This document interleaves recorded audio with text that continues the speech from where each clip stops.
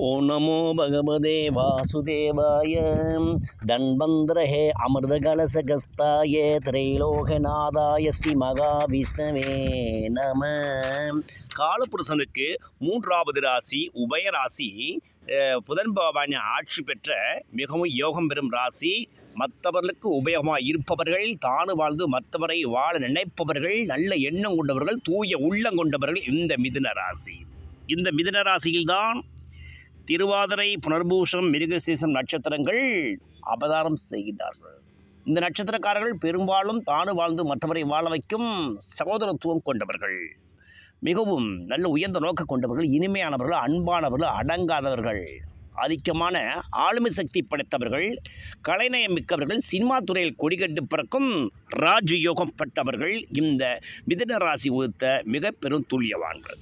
பிரியமான சகோதர சகோதரர்களே, இந்த 2025 6 மாத காலமாக உங்கள் வாழ்க்கையில் ஏற்றம் இறக்கும் மாறி மாறி வந்து கொண்டிருந்த வண்ணத்தில் உங்கள் ராசிக்கு 5 என்று சொல்லக்கூடிய யோகாதிபதி, பூர்வ புண்ணிய ஸ்தானாதிபதி சுக்கிர பகவான், 12க்குரிய சுக்கிர பகவான் 11ஆம் இடத்திலிருந்து 12ஆம் வீட்டில் ரிஷபராசியில் 29/6/2025 வரும் ஞாயிற்றுக்கிழமை பெயர்ச்சி ஆகிறார். அதாவது யோகாதிபதியும் 12 ஆட்சி பெறும் சரளையவும் உங்களை மிகப்பெரிய தனவான ஆக்கப் போகிறது. இந்த 27 நாட்களில் யோகாதிபதி பெயர்ச்சியால் 27 நாட்களுக்குள் உங்கள் வாழ்க்கையில் எழிலா செல்வாக்கு யோகம், மிகப்பெரிய தனயம் கிடைக்கப்படுது. ஆளியுற மாலை கிடைக்கப் போகின்றது. சகோதர சகோதரர்களே, இந்த மிதுன ராசிக்காரர்கள் உலகத்தில் எந்த மூலையில் தான் இந்த சுக்கிர பரிட்சா நீங்கள் மிக பெரும் பதவி யோகத்தை பெற போகிறீங்க. சமுதாயத்தில் மிக உயர்ந்த ஸ்தானத்தை வலம் வர போகிறீங்க. வீட்டில் இருக்கும்போது கணவன் மனைவிக்கு நல்ல அந்யோன்யமாக அன்பு பிறக்க போகிறது. மாணவர்களுக்கு படிப்பில் உயர்பதிவு கிடைக்க அதற்கான அந்தஸ்தும் கிடைக்க போகுது. கல்வி கடன் கிடைக்கப் போகின்றது.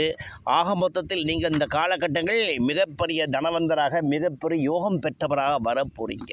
அந்த வகையில் நீங்கள் பால்பாக்கிய யோகம் செய்தவர்கள், இந்த மகாலட்சுமியின் அம்சம் பெற்றவர்கள் தான் இந்த மிதுன ராசிக்காரர்கள்.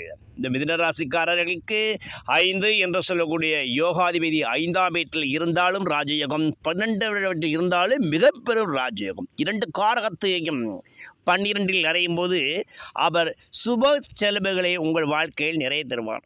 பொன்னாபரண யோகத்தை வாங்கி குவிப்பீங்க, மண்ணாபரணத்தை வாங்கி கொடுப்பீங்க, வாகன யோகத்தையும் வாங்கி குவிப்பீங்க. ஏன் சந்தோஷமாக புது வண்ண ஆடைகளை உடுத்துவீங்க, புது வாகனத்தை மாற்றுவீங்க. அந்த வகையை திக்குமுக்காட செய்யும் மிக பெரும் ராஜயோகத்தை, சூட்சும ராஜயோகத்தை இன்னும் 2 நாட்களுக்கு உங்கள் யோகாதிபதி என்று அழைக்கப்படும் சுக்கிர பகவான் தருகின்றார். அந்த வகையில் நீங்கள் மகா பாக்கிய யோகம் பெற்றவர்கள்.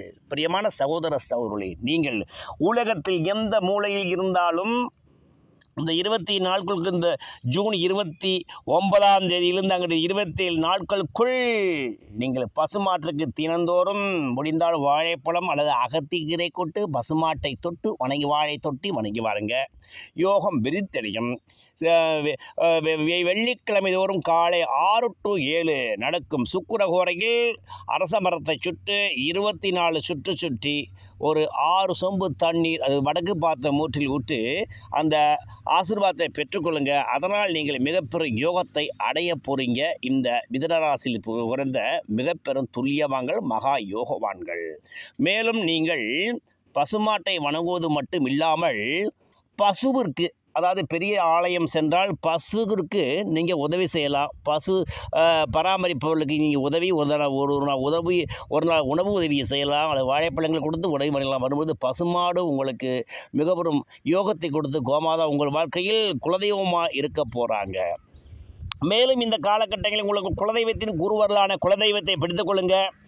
இந்த 27 நாட்களுக்குள் பெண் தெய்வமாக இருந்தாலும் சரி, ஆண் தெய்வம் குலதெய்வத்தில் உங்கள் கையால் சாம்பிராணி தூபமிட்டு பொங்கலிட்டு படையிலிட்டு புது துணி சாமிக்கு வைத்து நீங்கள் தீப ஆராணை செலுத்தி குலதெய்வத்தை வணங்கி வாருங்க. உங்கள் குலதெய்வத்தின் குருவர்களாக உங்கள் வாழ்க்கை ஈடு இணையில்லா செல்வாக்கு யோகத்தை பெற போகிறீங்க.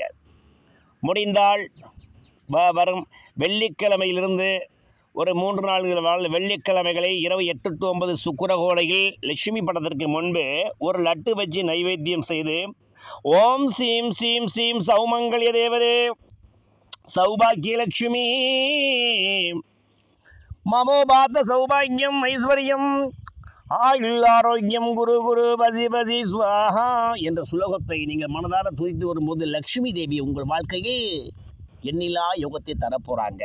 தனலட்சுமி, தானியலட்சுமி, விஜயலட்சுமி, கஜலட்சுமி, ஐஸ்வர்யலட்சுமி, ஆதிலட்சுமி, சந்தானலட்சுமி, ஜெயலட்சுமி என்று சொல்லக்கூடிய அஷ்ட ஐஸ்வர்ய லட்சுமிகளையும் அரசாங்கத்தின் ஆதரவு, சுற்றத்தின் ஆதரவு, நட்பின் ஆதரவு, தானிய ஐஸ்வர்யம், சொர்ண ஐஸ்வர்யம், வாகன ஐஸ்வர்யம், ஆலடியம் ஐஸ்வர்யம், நட்பின் ஐஸ்வர்யம் என்று சொல்லக்கூடிய அஷ்ட ஐஸ்வர்யங்களும் உங்கள் வாழ்க்கை கிடைத்து 16 விதமான செல்வப் பெருக்கள் கிடைத்து இந்த 27 நாட்களுக்குள் இந்த மிதுன ராசிக்காரர்கள் மிக பெரும் ராஜாவாக என்றும் பெரும் ரோஜாவா வருவது உண்மை.